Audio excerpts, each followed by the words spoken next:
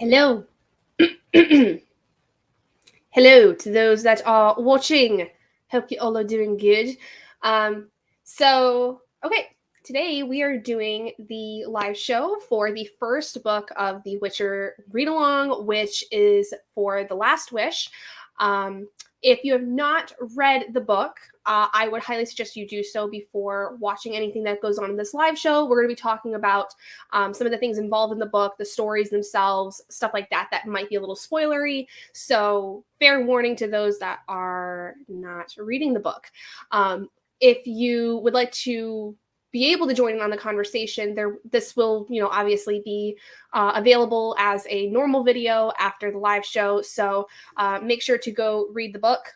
Basically, this is a prequel of sorts to the story of The Witcher to really kind of get us set up in the world and understand who Geralt is as a character. Yeah, we're going to be talking about this today, and then basically talking a little bit about what to expect going into February with our February read, which is going to be Sword of Destiny. So I have read this now. This is my second time having read this book in particular. I never finished the Witcher series when I first started it. I've read both this book and Sword of Destiny. And when I first read this, probably about, I want to say 2 years ago, something like that. When I first read this, I really liked it, obviously. Like, I'm a huge fantasy lover, if you don't know. I adore fantasy work. My husband actually bought me the entire first 3 books of the series for Valentine's Day a few years ago. And the reason was that he thought I would love the crap out of it because he has played The Witcher 3 many times. It's one of his like most played games. And I was fascinated with the world and with Geralt when having watched him play the game. That was my first interaction with The Witcher, was the video game The Witcher 3. And so when he realized that I was into it, he found out that he actually knew ahead of time that it was a book series originally. And so he got me the first 3 books. Then the Witcher TV series came out on Netflix. And everyone and their mother has watched it. I have yet to watch it, mostly because I want to have read the series before watching the Netflix series, because I have heard that so many of the things that are involved in the TV series are from the books. And so I wanted to read the series before watching it. I feel like I'm not really missing out on much, considering how season 1 follows a lot of what we know with The Last Wish in the first book and all that stuff. But when I first read the Last Wish, I gave it a 5 out of 5 stars. I absolutely loved it from beginning to end. I loved every single story. This time, though, I gave it a 4 out of 5 stars. And when reading this, I felt that the second time around was more disjointed for me. I felt that the stories themselves felt very disjointed. And to put this into perspective, to give an idea of what this book is about, this book is split up into 2 different timelines. You have the main timeline, which is Geralt is at this temple. He is healing from an injury that he has sustained while on his different missions. And you actually then go back in time to several different points in his life where he has gone on different kinds of adventures. He's hunted down different types of monsters, but they all are important to him in some regard. They are all important missions to him in some regard. And we'll talk a little bit about those individual missions here later. But when I first read this, I loved the way that it was broken up, where you had the past, the present, the past, like it was alternating basically. This time though, for some reason, when it came to the stories of the past, it felt like there wasn't as much of a connection to things that were happening in the present. Like, it almost kind of felt like, why am I reading about this? What is the point of understanding this particular story? And I think that is because this time around, I was a little bit more disconnected for some reason from the story. But I still enjoyed it. I still think it is an interesting prequel, especially to really get one involved in the world of The Witcher.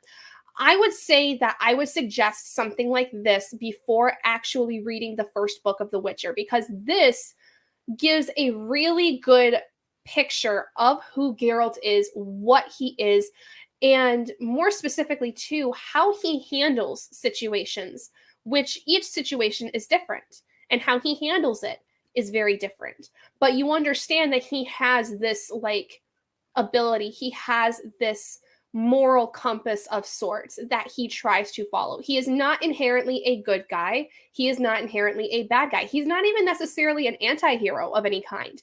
He's just a guy that is trying to get by. He is trying to make money, and he is just trying to rid the world of things that are causing more harm than good.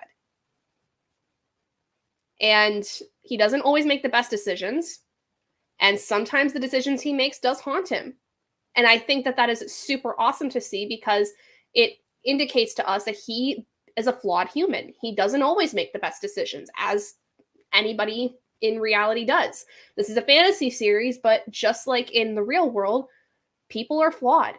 People make wrong decisions, and it can come to haunt them sometimes, depending on the severity of the outcome post-decision. So, like I said, I have some notes basically that I want to refer as I go through this whole thing. But like I said, basically the story is split up into two different things. You have a point where Geralt is basically at this temple. He's at the temple of Melitele. I don't know how to pronounce some of these names. I apologize.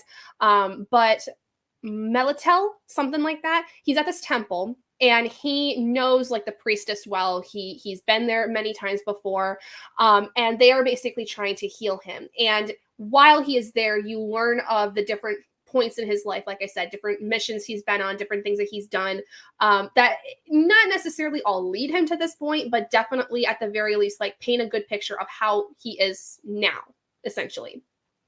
And Nenneke, who is the high priestess, she convinces him at the very beginning to go through this trance because something's wrong with Geralt. When he has this injury, he basically is showcasing more and more that something's not okay with him.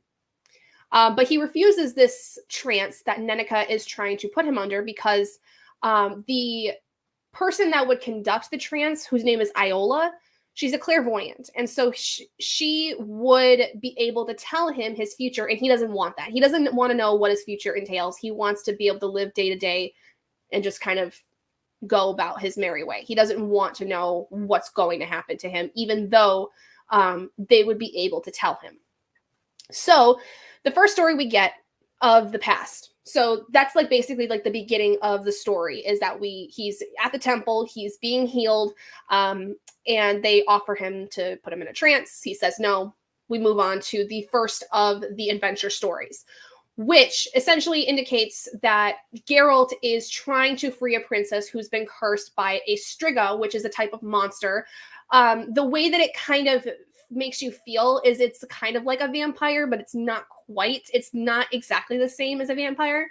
But what happens is that Geralt has to trap this princess outside of the sarcophagus that she is in, that she's been cursed to be in by the striga, an entire night. He has to keep her out of that sarcophagus the entire night to essentially rid her of this curse.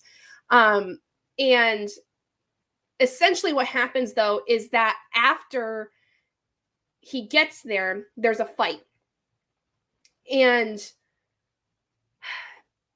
like there's a lot of stuff that happens, but basically finds her unconscious after using magic to stun her, and she wakes up and slashes his throat when the morning arrives and the curse breaks.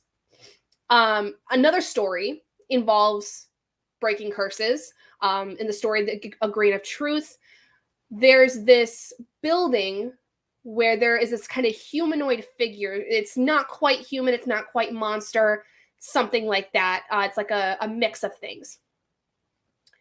That monster turns out to be a person named Nevelyn, and they invite Geralt inside, and he tells Geralt the story of what happened to him, how he became this creature, and basically says that he was cursed to look like a monster, and it's got a very Beauty and the Beast kind of feeling to it, except in the sense that instead of having one woman stay at the manor, for instance, Nevelyn talks about how several women come to the house in exchange for riches, and they stay with him.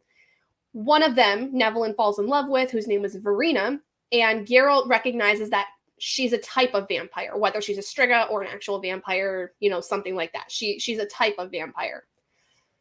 Geralt tries to fight her, and Nevelyn stabs her. And then when Verena dies, Nevelyn is turned back into a human.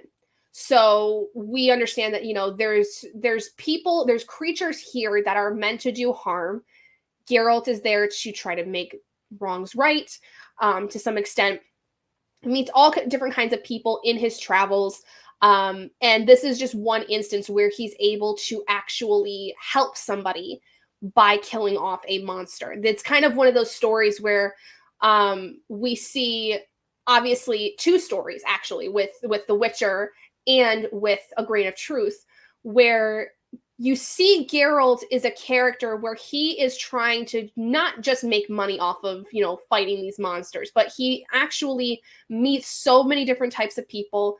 And like Nevelyn, he wants to help some people in order to help them with what's going on. And in Nevelyn's case, what happens is that he is able to now live again as a human, because the monster that trapped him in this state is now dead. And that's because of his work with The Witcher.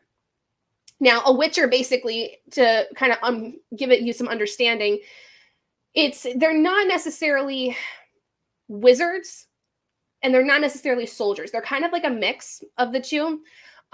Essentially, like, they're people who've gone this really extensive process to fight monsters. Like, they go through this extensive period of time in their life where they learn magic, they learn fighting, they learn these different things that are used to fight monsters. And there is a very small number of them, mind you. They're not very well liked in society for some places. Some people kind of view them as money hungry, and they're basically like a mercenary of sorts that you really only call on them when you absolutely need to, because most people kind of just look at them kind of funny, that kind of thing. So then we meet another character in the story, The Lesser Evil. The Lesser Evil, we have Geralt meeting this wizard named Stregobor. Stregobor claims he's being hunted by a princess named Renfri. And he explains that there's supposedly this prophecy claiming that Renfri is a monster, like an actual monster, and he's begging Geralt to kill her. But when Geralt meets Renfri, she explains that it's actually the opposite. She claims that her stepmother and Stregobor have forced her to live this violent life on the run, that they forced her into this situation. And she tries to convince Geralt to actually kill Stregobor. But when Geralt basically refuses to do anything, because he doesn't know necessarily who to trust in this situation, he finds out that one of Renfri's men had led a massacre in another town, that a lot of lives had basically been lost because of his indecision.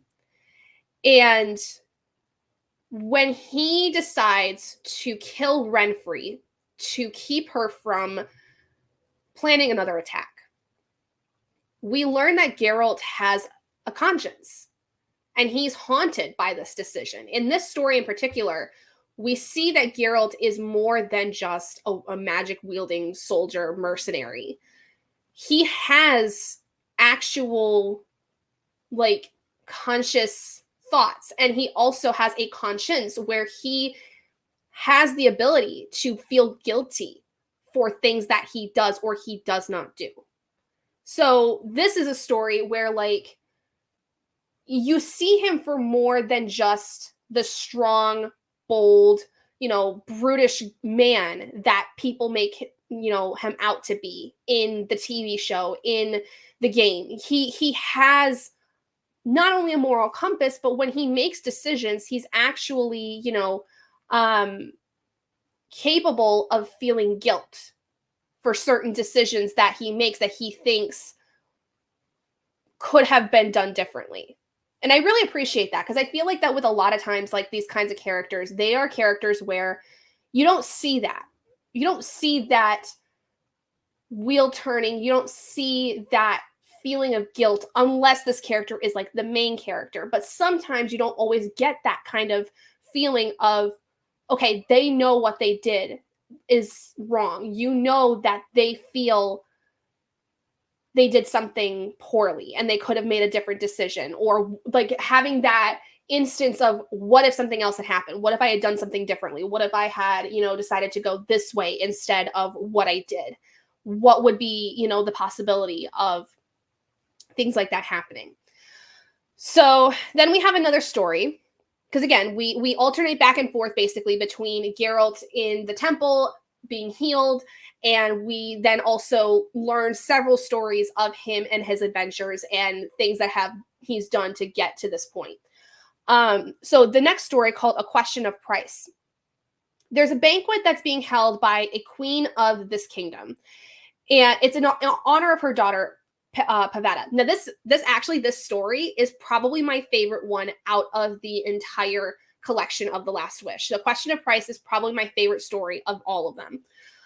So Caliente, the queen, she wants Geralt basically to ensure that Pavetta marries a man who is from this other country to form a political alliance. She's looking for Pavetta to basically marry for alliance. And Pavetta's like in her early teens, okay? Like 13, 14, maybe 15 at the oldest. But what happens is the banquet is interrupted by this man that is called Urchion.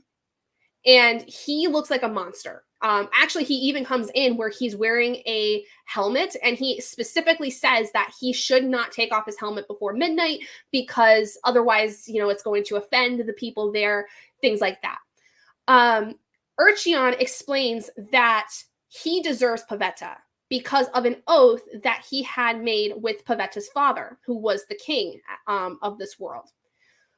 When we learn the story of what happened, essentially Urchion had protected the king when there was this problem. They were out hunting or something, essentially, and Urchion had basically, he didn't necessarily save the life of the king, but he did what he could to make him comfortable when he was injured.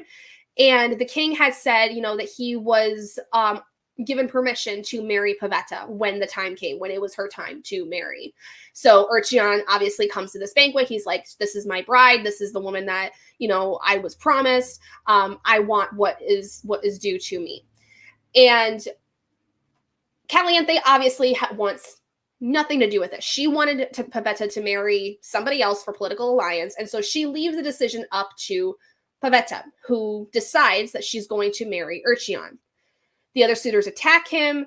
But what nobody knows is that Pavetta has some powers. Nobody knows that she has these abilities. But Geralt, while watching everything that's happening, kind of gets this feeling that something is not being shared. And he's like, pause. Pause on this right now. He subdues Pavetta, and Caliente obviously is like, I'm caught. I am caught in this problem. Fine, you can marry my daughter. And when that happens, when that agreement is made, whatever curse was on Urchion that caused him to look so monstrous is now lifted. And Caliente then decides to marry one of the warriors from this other country to secure the alliance. And Pavetta and Urchion end up marrying. So then, that story in particular, the reason why it's my favorite. Okay, let me pause here before going on to the next story. The reason that story is my favorite is because I love the fact that Geralt in this is like he is quite literally a bystander. He is watching all of this happen, watching this unfold. So he was tasked to have Pavetta basically watch over her for, all of like really a night, if anything. And Caliente says that she wants him basically to make sure that Pavetta marries somebody from this other country. And then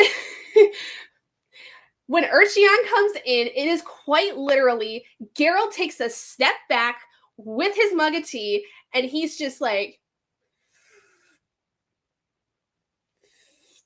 he's just watching this whole thing unfold, and he's like, this is some tea. This is some tea going on right here. Like, it's just one of my favorite stories, because I think that just the fact that Geralt is watching all of this happen makes me laugh, because of the fact that he's just like, okay, like I had a job here, but y'all are figuring this out yourself. And then when he realizes that Pavetta has powers, she's able to basically like use a type of force to telepathically lash out on people. She's able to telepathically like injure people.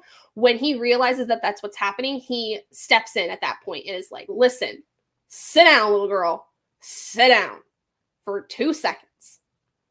And whips around to mom and is like, really?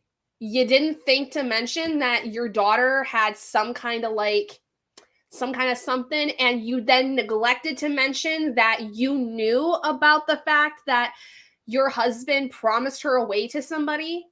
You just conveniently forgot about that whole thing, or you just conveniently decided to not speak on it. Well, I didn't know that he was going to show up. I thought it was all just a story and yada yada yada. No. That's not how these things work. I just love that story in particular. It like Geralt doesn't even have to do any fighting.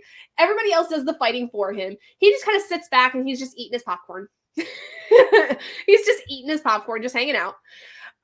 So the next story is where we actually get to see Dandelion. And Dandelion obviously is a character where everybody knows him. He's the comic relief. Everybody loves him. He's that kind of goofy little character who Geralt is like, it's the grumpy sunshine kind of thing, Hi, Adri, welcome. So, they're the grumpy sunshine group, right? Geralt's the grumpy, Dandelion's the sunshine, quite literally. And Dandelion is a bard. He is a traveling bard, all this stuff.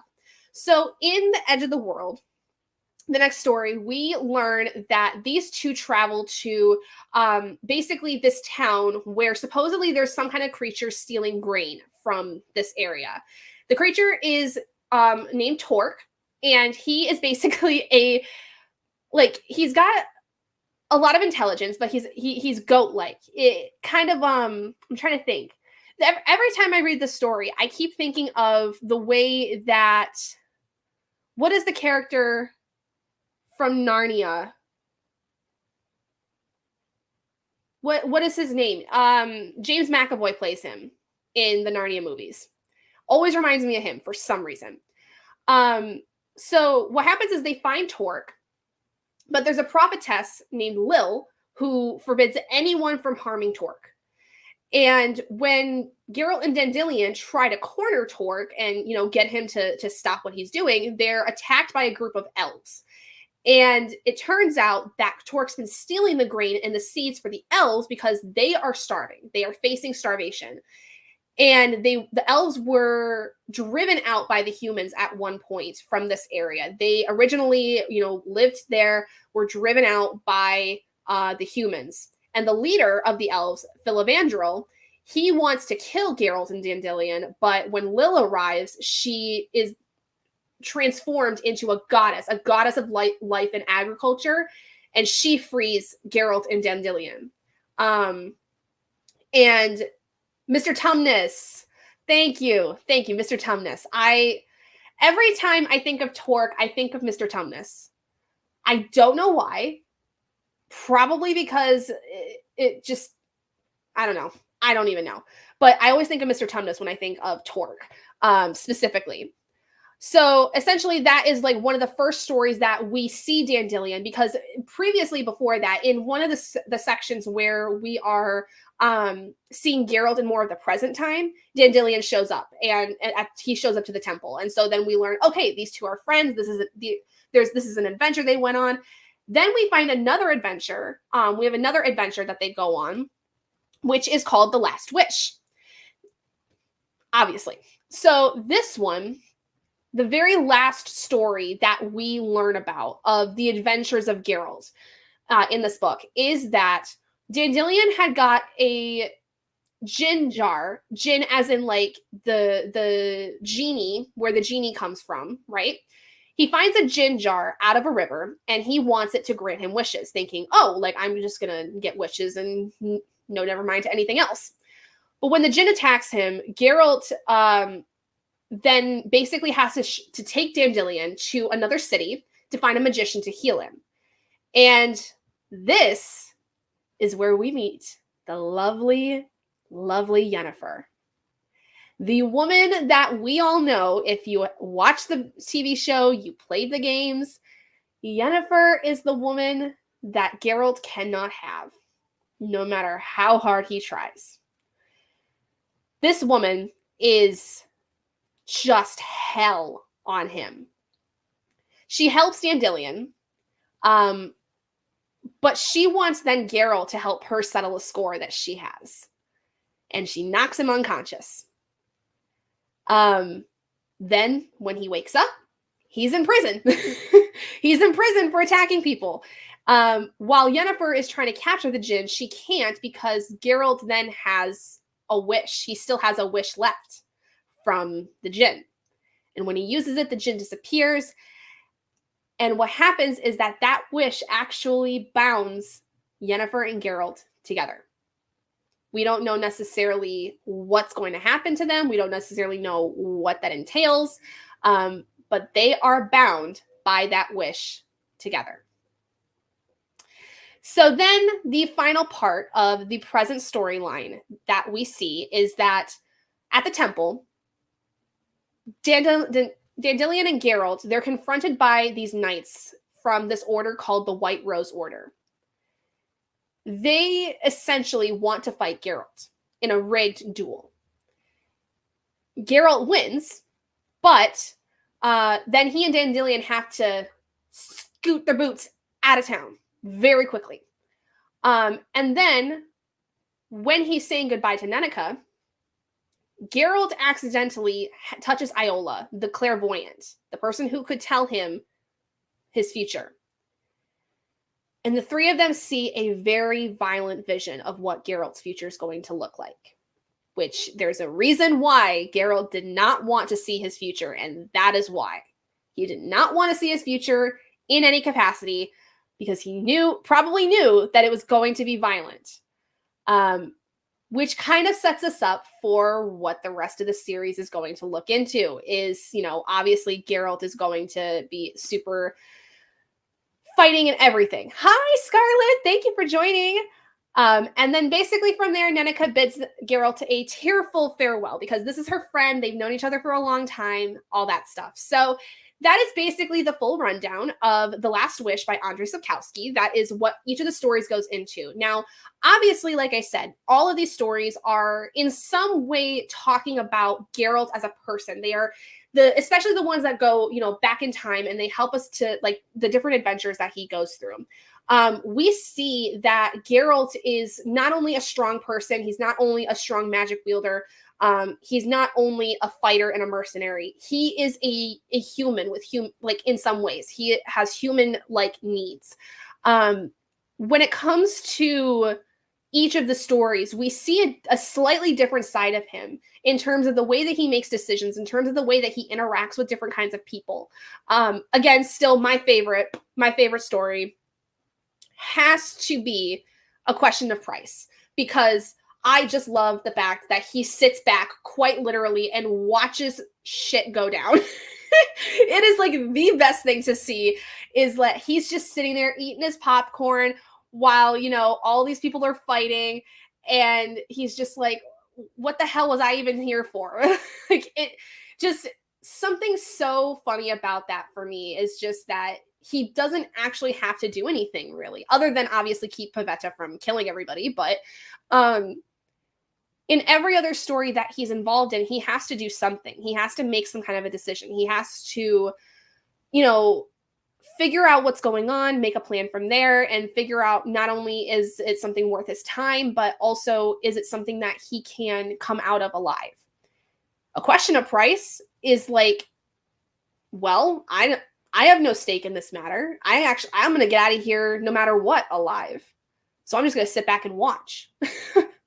quite honestly, that's how the story is for him. So it's nice to see that Andre can create stories where not only can we see the bravery and the violence that there is involved in Geralt's world, but that he also can sit back and laugh a little bit sometimes, and that he has the ability to also, like I said before, feel guilty about some decisions that he makes, and feel guilty about either not doing something or doing something and maybe it having disastrous consequences. So I don't know how many other people read this, but if you did, let me know what your thoughts were. Because like I said, I think that overall, my thoughts on it were I really liked it still. I feel like that it definitely is like a 4-star for me.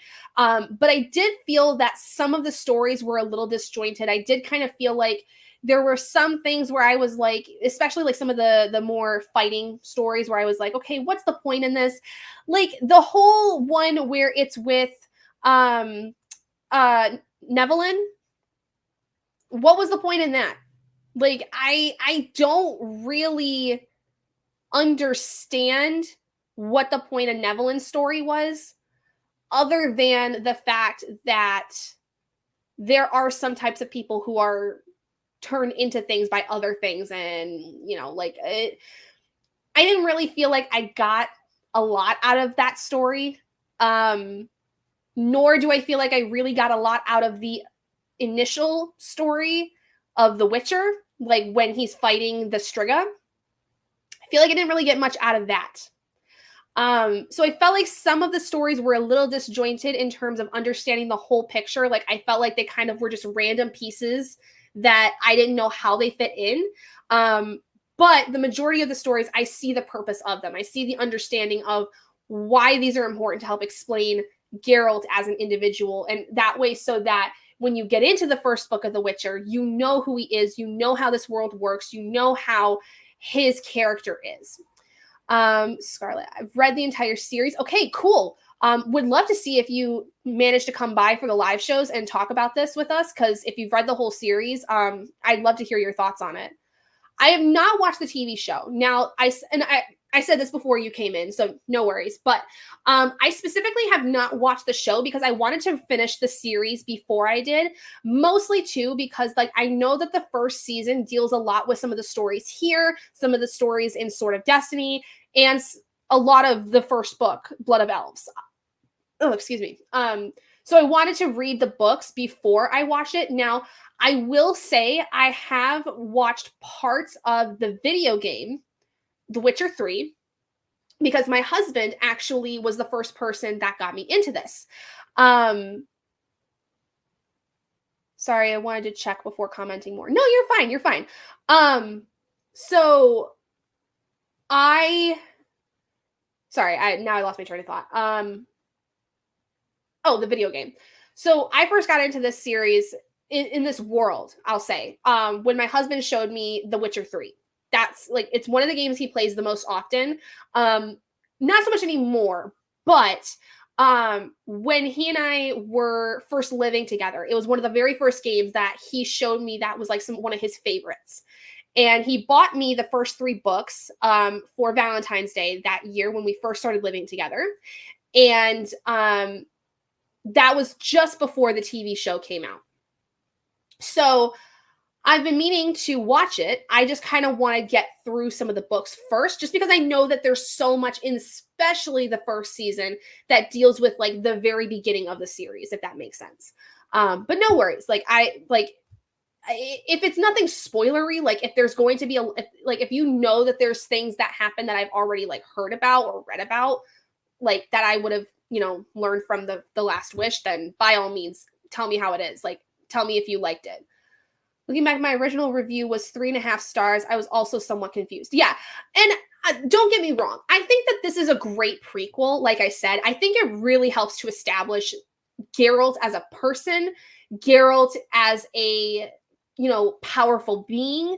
And it really helps to kind of understand the world, how there's so much in this world. There's elves, there's Striga, there's, humanoids that are turned into things because of other, creatures. We've got Torque, the goat-like person. We've got people that act as if they're goddesses and stuff like that. But I think that some of the stories just were not necessary, or they didn't give me a clear enough idea of what their purpose was. Whereas, like, some of the stories, like the one with Dandelion, when we first see Dandelion come in the present storyline, we then get a story about one of the adventures that he and Geralt went on. Not necessarily when they first met, but like definitely a story where they met up and something happened. And I really liked that. Stories aren't in chronological order, jumping back and forth in time. Yeah, they're not in chronological order by any means. Like it's quite literally like, I remember first thinking when I read this, because I read this for the first time a couple years ago. I remember reading it the first time and being like, oh, these are basically going to help explain like all the story, like the stories from the past are all in chronological order. And this time I realized that was not the case. None of the stories of the past are chronological. The only things that are chronological are when he's at the temple, because he quite literally starts there because he has an injury. And then anytime we're at the temple, it's, as he's been healing. But these other stories are for some reason being propped up, and they're helping to explain him as a person and the things that he's done. I think the next book helps make more sense of this one, if that makes sense. Yes, I would agree with that, because I have read Sword of Destiny before as well, and I do think that it also helps to understand this book a little bit more. It's been a minute since I've read that one, but that's actually what we're going to be reading here in February. So this is another like kind of prequel story. It's basically dubbed as Tales of the Witcher, and essentially it's more battles, it's more stories of him fighting. I think, if I'm not mistaken, I could be wrong, but because it's been a minute since I've read this, but I think this one is more chronological than The Last Wish. Like there's more of a timeline going on in this one than there is in The Last Wish, if I'm not mistaken. But again, it's been a minute since I've read it, so I could be confusing, one for the other, something like that. But I do remember when reading this the first time that I was kind of shocked at some of the fights that Geralt has with some of the soldiers in here. Like I was kind of off put by some of the things that happened in here. And I'm excited to read it again though. Like I found that when reading The Last Wish, I got super excited for this read along again, because I had thought about doing this in 2023, but I decided to do the N.K. Jemisin one instead. And when I read this for the second time, here in January, I realized, I was like, you know what? This is actually a really cool idea. I really am happy that I'm doing this, because I cannot wait to see how the end result of this is going to go. Because I do plan, when I finish the series, I do plan on watching the TV show and giving my thoughts on the show after having read the books. Now, especially since things are changing with the TV show, with Henry Cavill no longer going to be Geralt, and we don't really know when the next season of The Witcher is coming out. There's only so much I'm going to be able to talk about, but I'm very excited because I would like to be able to make a video on my experience with having read the books and then watching the show, and what I find that they did really well in terms of with the adaptation. Definitely picked up on the explaining Geralt as a person in the world building.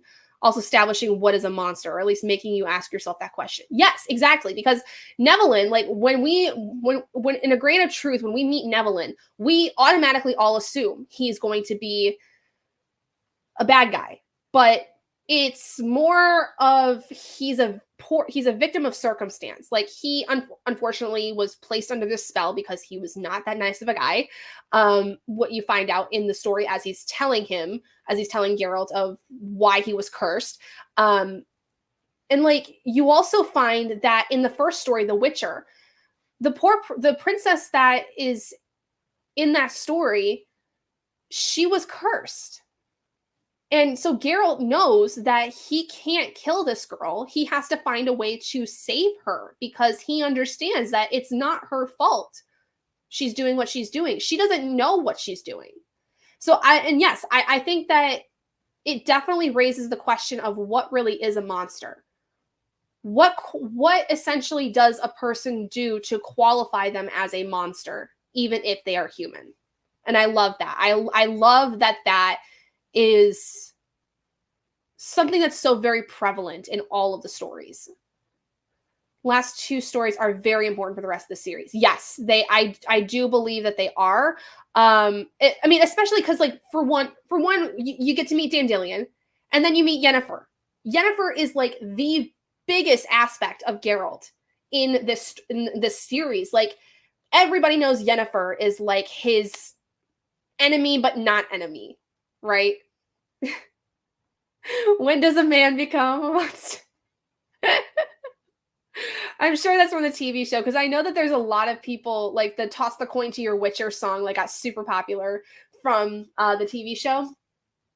But yeah, no, Scarlett, you're 100% right. The last two stories are so much more important to understanding the rest of the series because you not only understand the relationship between Geralt and Dandelion like really heavily like in that story of the Edge of the World, but you understand too that like the relationship between Yennefer and Geralt is kind of an odd one, and it spans over the course of the rest of the series. And you even see it in the last in Sword of Destiny a little bit. And there's one particular story in Sword of Destiny that I'm very excited to talk about when we get to it because it was probably my favorite one from when I first read it a couple years ago.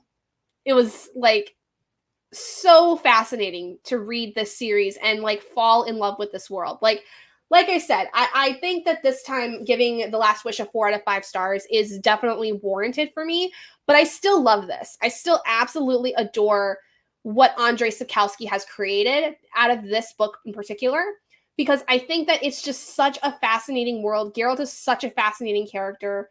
I love it. Oh, it's from Epic. Oh, right. I want that to be finished. I've seen so many things on TikTok about that, and I need it. I need it right now. But yeah, so that's basically it. That is everything. Yeah, I know it was a TikTok audio for a while. Now that you mention it, I'm like, no, now I hear it, right? But that's basically it. That is everything I wanted to discuss about with The Last Wish. I mean, really the biggest thing is that this is a prequel. This is setting up this world in a way that is understandable. It's got stories of Geralt as he is now and understanding that, you know, he is going to have a violent end, or at the very least, he's going to experience a lot of great violence based on the things that he sees when Iola and he accidentally touch. We understand that. You know, we understand that that is something that we are going to be seeing over the course of this series. We also understand about his relationship with Yennefer, his relationship with Dandelion, but all of the other stories that we learn about with him before those last few is who he is as a person and what really does make a monster. Which I think Andrei really coming up with, like, using that as like the meta, like the theme of the story, super warranted. Because we see in so many fantasy works all these monsters, and you know, people make them out to be certain things, like all vampires are bad, all zombies are bad, all this, that, and the other. But in reality, there's so much more nuance to every situation. And I love and appreciate how Andrei then, with each of these stories, indicates that nuance. How every situation for Geralt is different, and how his decisions based on the situation that's at hand have a lasting effect on him, and how he has to be careful of how he handles situations, because if he does something wrong, it can have disastrous effects and then makes him seem more like a monster in some eyes. So all vampires glitter in this. Adri, you're a hoot. But yeah, so I am so excited to continue this series. I'm excited to do more live shows on it. I'm excited to see how everybody who's watched the series, read the series, played the game, I am excited to see what your guys' thoughts are as we're talking about this, as we're going through and discussing these books. Like I said, in February, we are reading the next prequel set of stories, which is called Sword of Destiny. It is a little bit bigger than the Last Wish, but it's not too bad. It's still just over 300 pages worth of content. Now, in particular, this one, if I remember correctly, it is again kind of like, individual stories make up the whole thing. But this one, you're going to see some things about Geralt that you probably are going to be off-put by with him, or at least off-put with how the rest of this world works. But yeah, super exciting. So the live show for Sword of Destiny is going to be the first weekend of March. It is going to be March 2nd, which is the first Saturday of the month. So we are going to be doing stuff like that. I think it's March 2nd. I'm pretty sure it is. Let me double check that real quick. Yes, March 2nd. Okay. So yes, it's going to be Saturday, March 2nd at 8 p.m. Eastern Standard Time. We're going to go through all the stories within this, just like we did today. Talk about, what's going on here and there, what that means for the rest of the series. I can't wait. I'm already excited. I'm already so jazzed about this series because like I said, I wanted to do this in 2023. And I decided to do N.K. Jemisin, and then now reading The Last Wish again. I'm so pumped. I'm so pumped to do this series, even though it's not going to span the entirety of the year. I am pumped to finish out this series and see overall what the adaptation is like from the books to the TV show. I cannot wait. Oh my gosh. Okay. Seems as though if you look up anti-hero in the dictionary, his photo would be there. Okay, and that's something I said early on in the live show, is that he's kind of like, he's an anti-hero, but he's not. Like, he's not quite that. I would even say he's not quite morally gray. He kind of flies by the seat of his pants, truthfully. And I'm not mad about it. I'm not. But he's not a villain. He's not a hero. He's not quite an anti-hero. He's not quite morally gray. He's doing what he thinks is right. But it doesn't always pan out the way that he wants. Which I think is just human, like chaos incarnate. Let's go with that. Well, God, I don't even think that would work either, because he doesn't imbue chaos. He doesn't imbue chaos. Maybe he is more of an anti-hero. I don't know. Like, it doesn't feel right to call him that, but it doesn't feel right to call him anything other than just like what humans are like. We're not perfect. He's not perfect. He doesn't try to be. He just tries to do what he thinks is right. I don't know. March 2nd is the first Saturday, and it's Mackenzie's first birthday. No! Mackenzie's not old enough. No, I refuse. Mackenzie, if you can hear me, stop growing. Aunt Gabby says no. I'm trying to make all the live shows. I'm not rereading the series, though. Hey, by all means, don't worry about it. I will be happy if you're here to discuss it with us, because that's all I care about. It's considered a dark fantasy series, so yeah, it is dark fantasy. It would track. But I don't know. Anti-hero, I don't feel like it quite fits. It's such a weird, like, thing. He's not, I don't know where on the spectrum he is, but he's on the spectrum. I know that, like in terms of morally gray, not like autism or anything. I apologize for the phrasing of that. He is on that spectrum somewhere of like anti-hero and hero, but he's not like I don't know where he is on that line, but he's somewhere in there. I haven't read it, so all my knowledge is from TikTok edits. Hey, fair enough. At least you're somewhat in the know. All right, guys. So thank you all so much for joining me today. Those of you that joined in and joined on the discussion, I really appreciate it.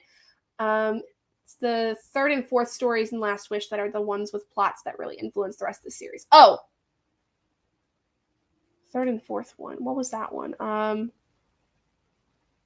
It doesn't matter. It's okay.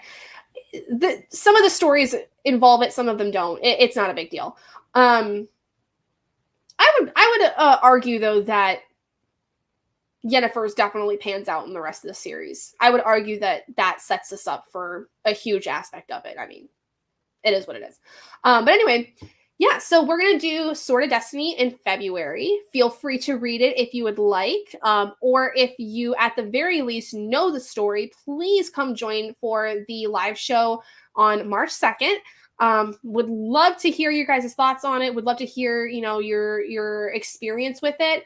And yeah, so anyway, thanks so much for joining me today, guys. And I know that I've been kind of absent the last handful of weeks. I promise I've got videos coming out soon. I will have my February TBR and my January wrap up coming out very soon. Spoiler alert, I read nearly 30 books in January. So there's that. But yeah, so, or if you're me, you just crash the live and make cringe jokes. Hey, I love it. You know I love you, Adri. It's okay. You crash anytime you have the energy to. I will take it. But so yeah, so that's gonna be it for me tonight, guys. Thank you so much, and I will see all of you guys in 30 books, almost 30 books. Yeah, it was a good month for me. It was a good month. It was a real good month for me reading wise. Life wise, not so much. Yeah, life-wise was not great in January. So I'll get to that another time. But I'm going to head out for tonight, and I will see you guys in my next video. Bye, everyone.